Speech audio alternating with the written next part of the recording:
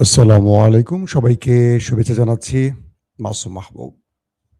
পৃথিবীর যেই প্রান্ত থেকে যারা দেখছেন সবার জন্য আবারও শুভকামনা। চট্টগ্রাম, সাতকানিয়া, মানিক চৌধুরী দেখছেন, চট্টগ্রাম মিরসরাই থেকে দেখছেন। ওরে বাপরে! চট্টগ্রামের প্রচুর লোক দেখছেন। চট্টগ্রামের মাইজপাড়া থেকে কেউ দেখছেন? দেখছেন না, না? আমাকে অনেকে প্রশ্ন করেন মাইজপাড়া কি? মাইজপাড়া আসতেছি, ওয়েট করেন। দেখা হবে মাইজপাড়ার বন্ধুরা আমাকে কমেন্ট করবেন। কার, কার বাসায় যাবো? দাওয়াত করবেন কিন্তু। ইলিশের বাড়ি চাঁদপুর থেকে দেখছেন।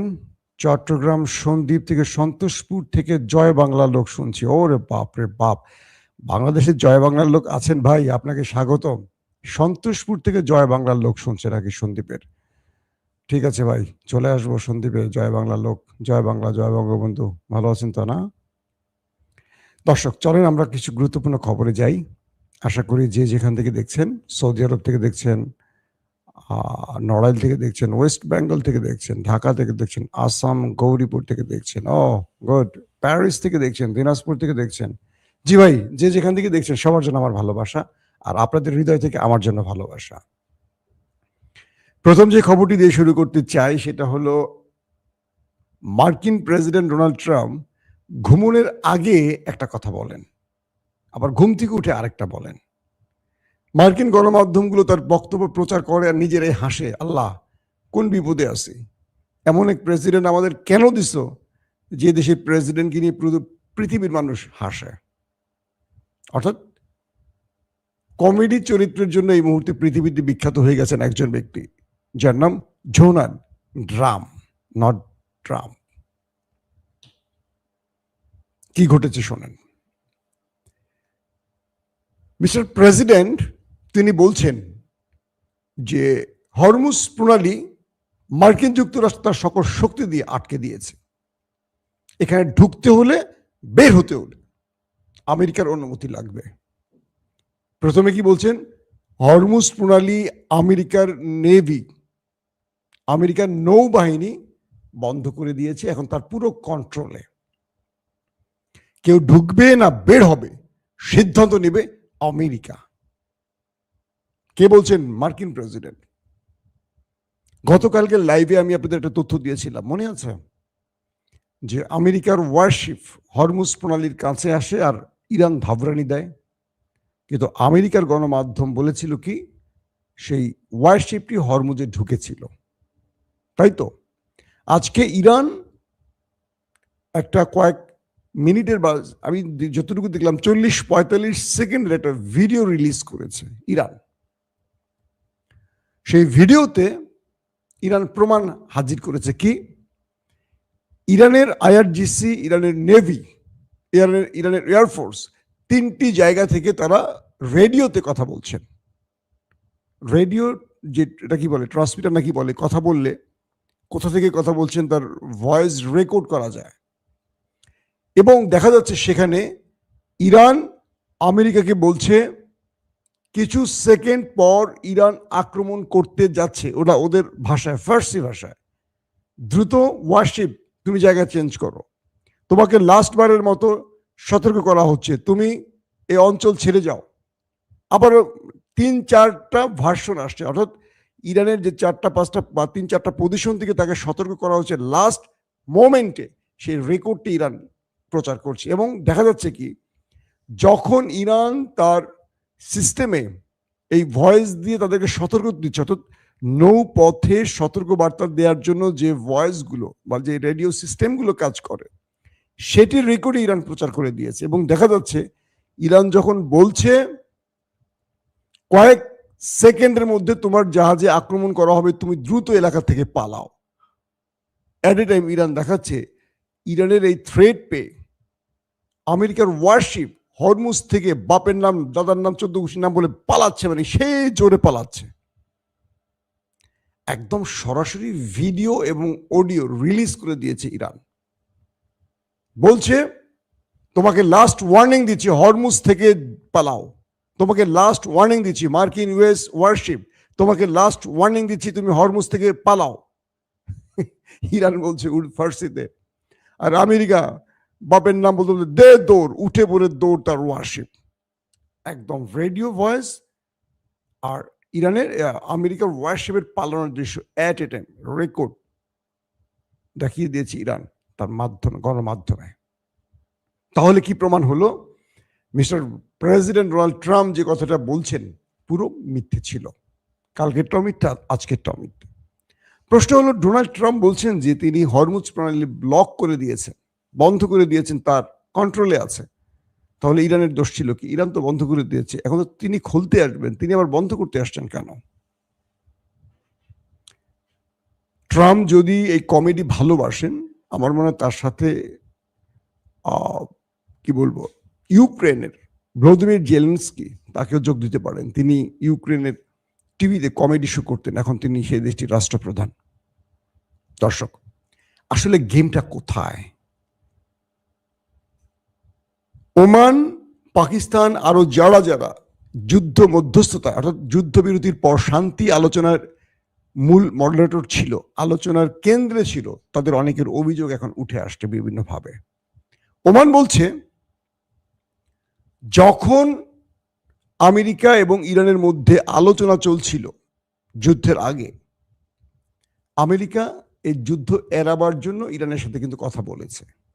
তাদের বক্তব্যে মনে হয়েছে যে আমেরিকা যুদ্ধটা আসলে চায় না, ইরানও যুদ্ধটা চায় না। তাহলে যুদ্ধটা লাগলো কি করে?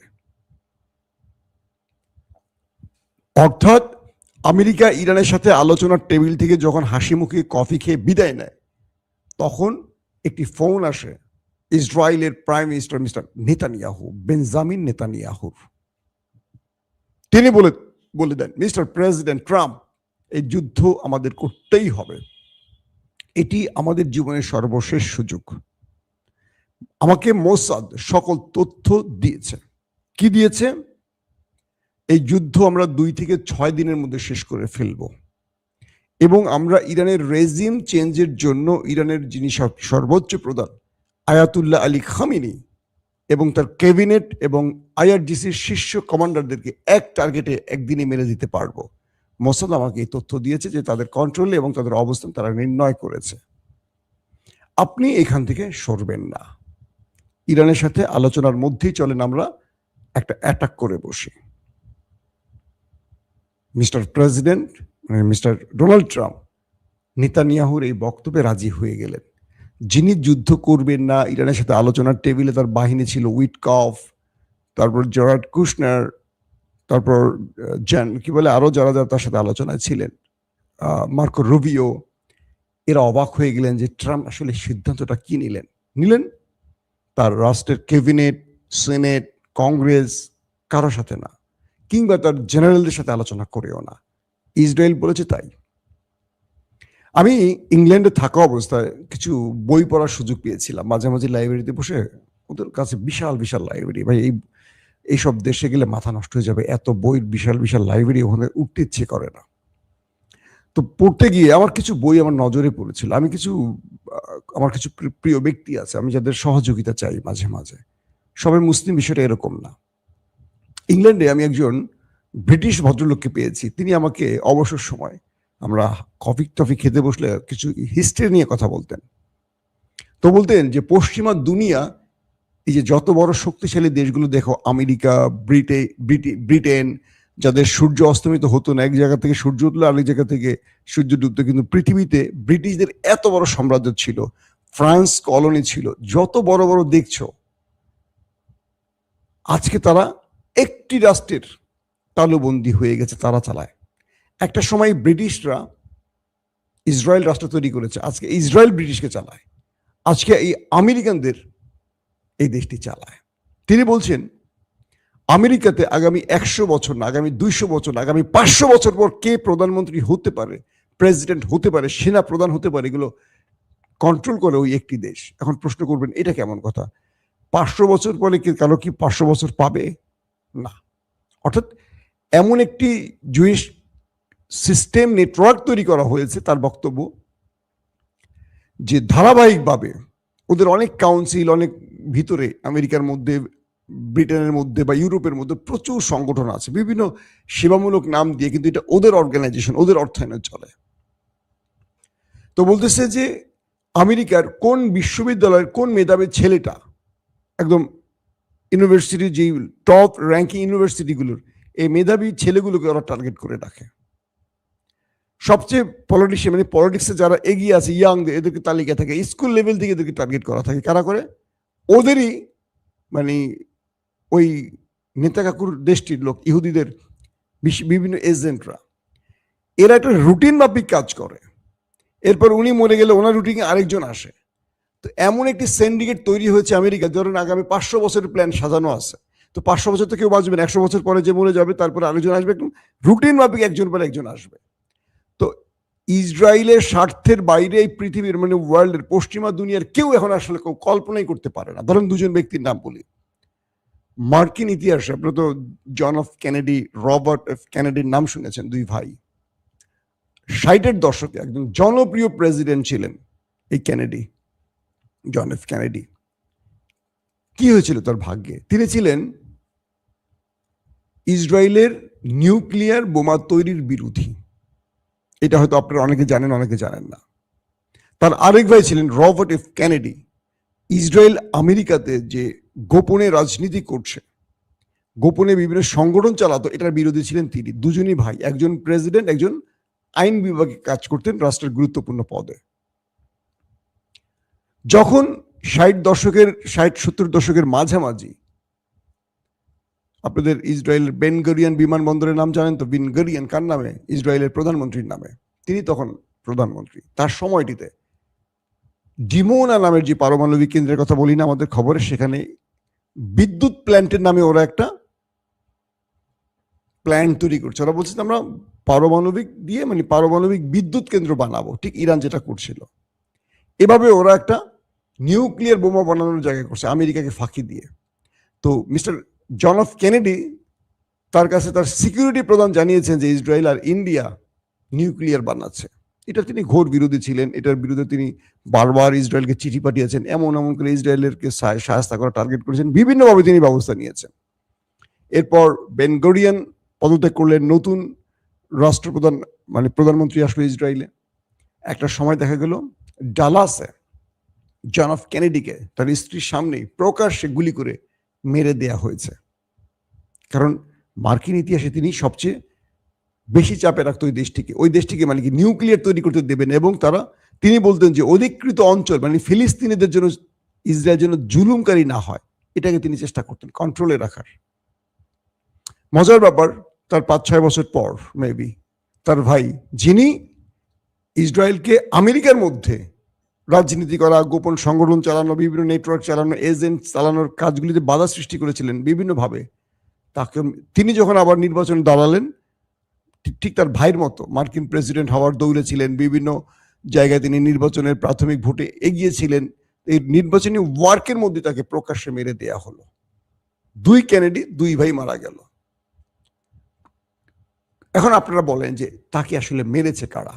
এই দুজন ব্যক্তি কিন্তু একটি দেশের বিরোধী ছিল তাদের এই কর্মকাণ্ডের। এরপর থেকে পুরো আমেরিকা যত বড় পরাশক্তি হোক, তাদের চাবি বা তাদের মূল প্রাণ কেন্দ্র চলে যায় একটি দেশের হাতে। দেখেন বারাক হোসেন ওবামা, মুসলিম নাম না? ফ্যামিলিতে তার বাবা বোধহয় মুসলিম ছিলেন বা দাদি মুসলিম ছিলেন। তিনি অনেক কথা বলেছিলেন, ক্ষমতা এসছেন, কি হয়েছে? তিনি ইসরায়েলের স্বার্থের বিরুদ্ধে এক পা এগুতে পেরেছেন। তারপরে দেখেন বিল ক্লিন্টন থেকে শুরু করেন, বারাক হোসেন ওবামা থেকে শুরু করেন, জো বাইডেন থেকে শুরু করেন, ডোনাল্ড ট্রাম্প থেকে শুরু করেন, মার্কিন ইতিহাসে কোনো প্রেসিডেন্ট কখনো ওই দেশটির বিরুদ্ধে যেতে পারে না। আজকে ইরানের সাথে যে লড়াইটা চলছে, পুরো লড়াইটা ওই একটি দেশ করাচ্ছে। আমি বলছি এগুলো মার্কিন পলিটিশিয়ানরা, মার্কিন কংগ্রেসম্যানরা, সিনেটর এখন বলতে শুরু করেছে, মার্কিন জেনারেলরা বলছেন ট্রাম্পের শাসন আমলের এই যে সপ্তাহখানিক আগে বা 10-20 দিন আগে তিনি অবসরে গেলেন, কাউন্টার টেরোরিজম গ্রুপের যিনি প্রধান, তিনি পদত্যাগ করে বলছেন এই যুদ্ধ আমাদের না, এটা ইসরায়েলের যুদ্ধ। কিন্তু হাস্যকর বা রহস্যজনক বা অলৌকিকভাবে বলবো, আমেরিকানরা যতটাই তাদের কি বলবো অপছন্দ করে, কিন্তু আমেরিকার পুরো সিস্টেমটা তাদের দখলে চলে গেছে। প্রেসিডেন্ট বলেন, সেনাপ্রধান বলেন, গোয়েন্দা প্রধান বলেন, সব ওই একটি দেশ কন্ট্রোল করে। ট্রাম্প নেতানিয়াহুকে বলেছে লেবাননে হিট না করতে, সে তোয়াক্কা করেনি, সে হিট করেছে। একটা পুচকে দেশ, মাত্র ১ কোটি বা তার কিছু বেশি লোক। পাকিস্তান ২টা পারমাণবিক মামলার কিছু খুঁজে পাওয়া যাবে না ওই দেশটার। বিশাল আমেরিকা তাকে ভয় পায়। বাংলাদেশে আমি আপনাদের অনেক লাইভে এই কথাগুলো বলেছিলাম। 5th কলাম চলছে এখন। 5th কলাম কি বোঝেন? পুরো বাংলাদেশটার রন্ধে রন্ধে ঢুকে গেছে আমাদের প্রতিবেশী একটি দেশের এজেন্সি। এই এজেন্সিগুলো বাংলাদেশের মধ্যে, আপনারা হয়তো মনে করেন যে এটা মোসাদের লোক, এটা রয়ের লোক, এটা আইএসআই লোক। বিষয়টা এরকম না। আমি ধরেন রয়ের লোক, অমুকে ধরেন আইএসআই লোক, বাংলাদেশের লোক। 5th কলাম অর্থাৎ এইটা একটু বোঝার চেষ্টা করবেন যে ওরা আমাদের দেশে আমাদের লোকগুলোকে অর্থের বিনিময়ে কিনে ফেলে। ধরেন বাংলাদেশে এই মুহূর্তে কালচারাল অঙ্গনের সবচেয়ে ফেমাস মুখকে ধরেন মোশাররফ করিম, একটা উদাহরণ দিলাম, যদিও মোশাররফ করিম এই টাইপের লোক বলে মনে হন, তাকে সে কিনে ফেলবে। হানিফ সংকেত, আব্দুল নূর তুষার, এরা করে কি বাংলাদেশের সেলিব্রিটিদেরকে এইভাবে কিনে ফেলে, সে নাটক জগতের হোক, টকশো জগতের হোক, খেলার জগতে হোক। যখন বাংলাদেশ কোনো সঠিক সিদ্ধান্ত নেবে, ধরেন বাংলাদেশ পাকিস্তানের সাথে একটা চুক্তি করবে, এই চুক্তিটা বাংলাদেশের খুব গুরুত্বপূর্ণ, এরা মাঠে নেমে যাবে। এদেরকে নামিয়ে দেবে কি ইন্ডিয়া। ইন্ডিয়া টাকা দিবে, ইন্ডিয়া তাদেরকে পালে। এরা হলো 5th কলাম। এরা সেলিব্রিটি হিসেবে নেমে যাবে, মানুষকে বোঝাবে সরকারের বিরুদ্ধে, এই সরকারের সিদ্ধান্তটা পাকিস্তানের সাথে নিচ্ছে, এটা দেশের বিরুদ্ধে। তো এই নেটওয়ার্ক, যেমন আব্দুল নূর তুষারের বক্তব্য দেখবেন পুরোপুরি 5th কলামের লোক। উনি কিন্তু পুরোপুরি 5th কলাম। 5th কলামকে মেনটেন করে বাংলাদেশে র, আর তাকে অর্থায়ন করে মোসাদ, এবং মানে ইন্ডিয়া এবং ইসরায়েল কোলাবোরেশনে কাজগুলো করে। তো বাংলাদেশে আপনারা অনেকে অনেক কিছু বোঝেন না, দেখা যায় সরকার একটা ভালো সিদ্ধান্ত নিচ্ছে, তুম করে মিছিল শুরু করে দেন, মনে করেন আরে আল্লাহ তো দেশের পক্ষে না, ওই র নামায় দিছে কাজগুলো। অনেক ইসলামী দলও ভুলে নেমে যায়, অনেক পীর সাহেবের গ্রুপও নেমে যায় ভুলে রয়ের হয়ে, তারা বোঝে না। এনএসআই বলে, ডিরেকশন দেয়, তারা মাঠে নেমে যায়। তো বাংলাদেশের ক্ষেত্রেও স্পেশাল জায়গাগুলোতে এই লোকগুলো বসে আছে, এদেরকে অর্থায়ন করে পালা হয়। তো ইরানের বিরুদ্ধে আমেরিকা এই লড়াইতে পায়নি কিছু। হরমুজকে নিয়ে এখন আবার উত্তপ্ত পরিবেশ তৈরি করছে। ইসরায়েল বলছে তারা এই যুদ্ধ আবার শুরু করবে, সেই প্রস্তুতি নিচ্ছে। মার্কিন যুক্তরাষ্ট্র কার্গো বিমান ভরে আবার মধ্যপ্রাচ্যে অস্ত্র সেনা আনা শুরু করেছে। এখন তিনি হরমুজ দখলে যাবেন, তার মানে পৃথিবী আরেকটা অনিশ্চিত যুদ্ধের দিকে যাচ্ছে। এখন আপনি বলেন, ট্রাম্প তিনি মূলত যুদ্ধবিরতিটা ঘটিয়েছে, যেটা বলা হচ্ছে যে তিনি হাতে কিছু সময় চেয়েছেন ইরানের ধলাই থেকে বাঁচার জন্য, যেন ইরান এই সময়টা যুদ্ধবিরতির নাম দিয়ে একটু দূরে থাকবে। এই সময় তিনি তার কিছু ড্রপ বা পজিশন চেঞ্জ করে আবার সাজিয়ে নেবে, সেই কাজটি হয়েছে। একটা প্রতারণা করেছে। ইরান বলছে যে আমার তো ট্রিগারের হাত আছে, তুমি যেখান থেকে শুরু করবে সেখান থেকে আমি শুরু করব, কি করতে চাও করো, তোমার সাথে আর যুদ্ধবিরতি হবে না। যদি তুমি যুদ্ধবিরতি করতে চাও, আমার শর্ত তোমার কাছে আছে, আমি তোমাকে নতুন আশ্বাস বিশ্বাস দেব না। হরমুজ ইরানের কন্ট্রোলেই থাকবে, তুমি যা করো করো। হরমুজ থেকে তোমার পশ্চিমা দুনিয়ার বা তোমার কি বলবো সুপার পাওয়ারের পরাজয় ঘটবে। তোমাকে হরমুজ ছাড় দেওয়া হবে না, তোমাকে গালফ ছাড়তে হবে। আমেরিকা এখন আসলে নতুন করে টেনশনে পড়ে গেছে, কারণ হরমুজ ইরানের কন্ট্রোল মানে এটা রাশিয়া চীনের কন্ট্রোল চলে যাবে। কারণ ইরান এখানে আরেকটি শর্ত জুড়ে দিয়েছে, আমি বলছি যে ডলার দিতে হবে ইরানকে, আর ইরান তার কারেন্সি দিবে তেলের জন্য।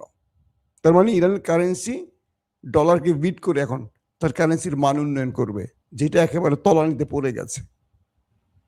তো ইরান যে ডাইনামিক পলিসিগুলো নিয়েছে, বা ইরানের ডক্টরেট করা পিএইচডি হোল্ডাররা যে রাষ্ট্র পরিচালনা করছে, তারা যে গেম দিচ্ছে ট্রাম্পকে, সে নাজিয়াল হয়ে গেছে। কিন্তু তার এন্টি গেম আবার দেওয়ার চেষ্টা করতেছে এখন মিস্টার নেতানিয়াহু, কারণ মাল তো ওই দেশগুলির মধ্যেই আছে। আমেরিকা তো পানি খায় রাতে শুয়ে থাকে, ট্রাম্পের মতো সকালে একটা বিকালে একটা বলে। তো এখন এই অবস্থা, আবারও পৃথিবী অনিশ্চিত যুদ্ধের দিকে যাচ্ছে। এবার যুদ্ধে অনেকগুলো ফ্রন্ট এগিয়ে আসবে। ট্রাম্প বলছে আমার সাথে ন্যাটো বা ইউরোপ এবার এগিয়ে আসবে, আমাকে তারা কথা দিয়েছে, যদিও তাদের আমার লাগবে না। অনেক রকম কথা আসা শুরু করছে। আবার ইরানও তার মিত্রদেরকে বলছে এবার যদি তারা মিত্র বাড়ায়, তোমাদেরকে প্রকাশ্যে নামতে হবে, আর গোপনে নয়। আমার সহযোগিতা এবার গোপনে না, প্রকাশ্যে লাগবে, যখন আমি চাইব। আমরা আশা করব এই যুদ্ধটা আর ছড়াবে না, শান্তি আসুক। কিন্তু পরিবেশ পরিস্থিতি বলছে আমেরিকা কিচ্ছু করছে না, পুরো কন্ট্রোলটা করছে ওই একটি দেশ থেকে। প্রেসিডেন্ট কিচ্ছু করতে পারছে না, তার কোনো বক্তব্যই তার নিজের নয়, ওখান থেকে দিচ্ছে, তিনি বলছে। অবাক করার বিষয় না? মার্কিন যুক্তরাষ্ট্র পৃথিবীর নাম্বার 1 পরাশক্তিশালী দেশ, একটি ক্ষুদ্র দেশের কাছে নিজেকে কিভাবে সঁপে দিয়েছে ভাবা যায়। প্রত্যেকে ভালো থাকবেন। আল্লাহ হাফেজ।